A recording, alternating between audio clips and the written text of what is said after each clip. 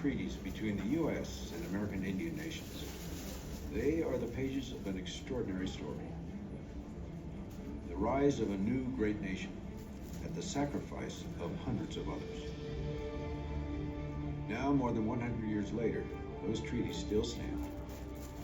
And so do the native peoples, holding both sides to the promises they made.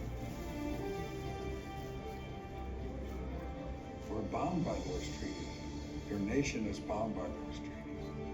And we have to go back to that very basic foundation of shaking hands and facing the future together.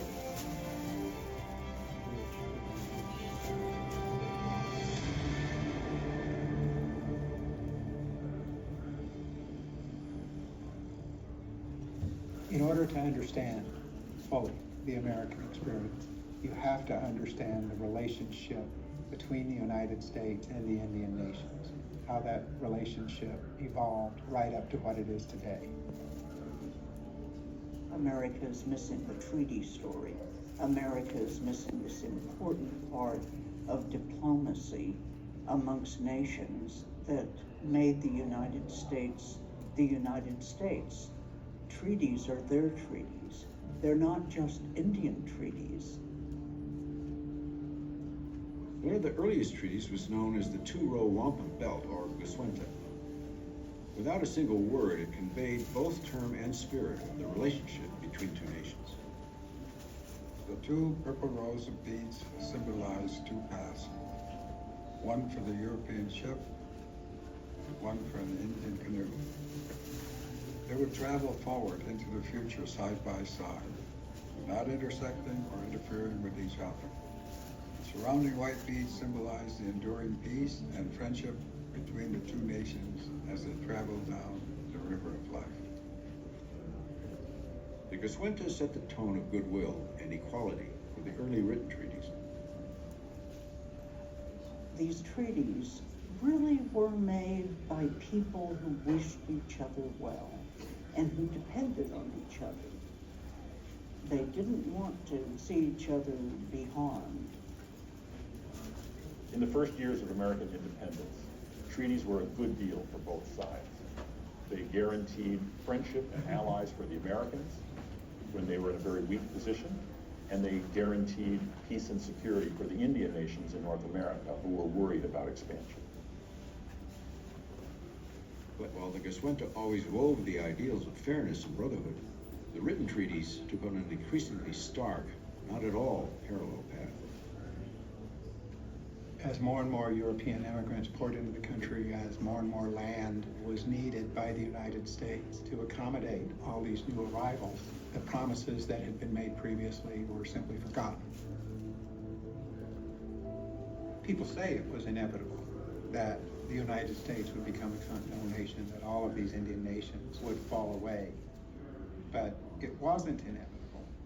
Every step in the process of the dispossession of the native nations, people were making choices, so that 100 years later, there are still native nations.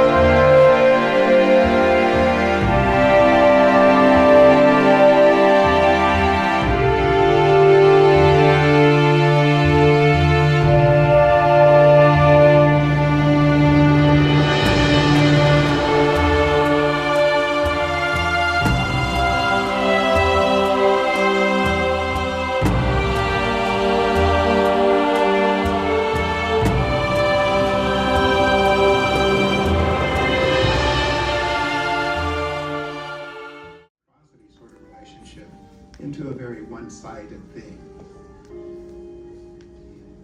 There's almost a mythology about this, that somehow when the Pilgrims arrived, they were dragging land behind them. There was no land brought here. The land here was native nations. And this is what the United States needed. It's what it wanted.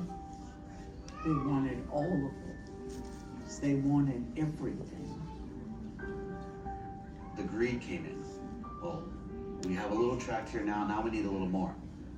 And, well, we need to go make another treaty.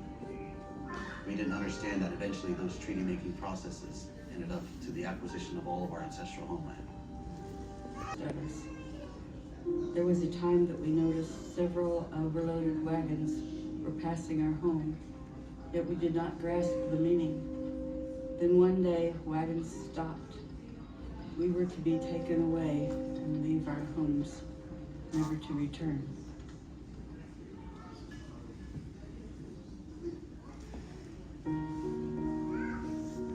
Their tactics were so corrupt that the once trusted treaties became quickly known as bad paper.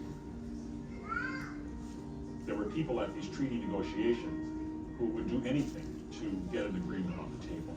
And so there was very routine bribery, individual payments made to tribal leaders.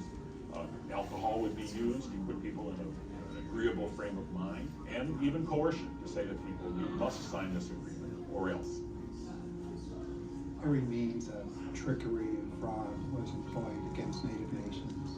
The United States would appoint a false leadership, people who had no right to speak for the tribe, and say, you're the leader of this tribe, sign this paper giving away all your land. As the century progressed, the treaties became more and more lopsided, a far cry from the parallel paths of the Goswenta. That the United States should be a continental nation stretching from the Atlantic to the Pacific. As each wave of immigration would come, they'd move into an area. The United States would then make some sort of arrangement with the tribe to get that land from them. And then more would come. They'd advance the frontier even further. power of manifest destiny, of expansion, of inevitability, God's providence, helped to rally people around not only the idea of Americans as entitled to North America, but rallied them around the idea that Indian people were barriers to civilization and barriers to progress. No matter how many treaties were signed or how much land they gave to the United States, the Indian was still in the way. This was known as the Indian problem. This so-called problem continued despite a decades-old policy to force Indians to swap their land east of the Mississippi for land west of it. The Indians would then move to those western parts and away from the Americans. This plan was simply called removal. The Removal Act was the centerpiece of Andrew Jackson's political agenda, and it was very controversial at the time. It was very widely debated, there was lots of discussion across the country, and very many prominent people spoke up against it. Will the American government steal? Will it lie? Will it kill? I have no desire to see the poor remnants of a once powerful people. The removal bill represents oppression with a vengeance. The removal process, it was, all right, you've made these treaties. Now, you can have one of two things. You can keep your sovereignty, but you can't keep your land. If you keep your land, then you have to assimilate and no longer be Indian. You will have sovereignty or you have your land. You can't have both. Across the United as a means of maintaining the tribal nation. What choice was there? After decades of engagement, they could no longer resist.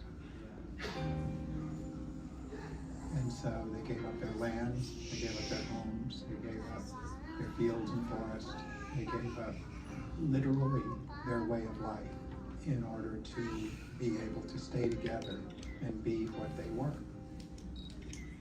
We are poor, but we are free. No white man controls our footsteps. Some try to assimilate to avoid removal. Some were removed completely. But in the end, every nation met the same fate. Every nation had to give up land. Brothers, you cannot remain where you are now. You have but one remedy within your reach, and that is to remove to the west. May the Great Spirit teach you how to choose. The loss of land was devastating, and so was the loss of lives. The most famous of these incidents was the Cherokee Nation's Trail of Tears, but there were numerous other trails just as violent and just as crushing. Everyone had to walk. My baby brother Joel was 4 years old. I was just 8, but I took my turn at carrying him because he could not walk much. I would get so tired I'd think I was going to die, but I would hang on to him. I was so afraid they would kill him. I saw them kill babies who were too big to be carried and would give out.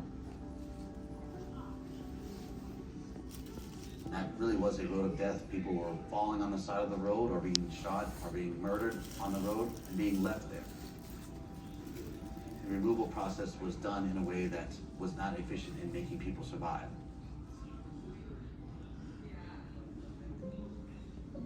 Of the millions of Indian people that lived before the first colonists arrived, by the end of the 19th century, only 250,000 remained. The removal of a tribe was certain to destroy all of the things they knew about taking care of themselves, all of their medicines, all of their foods.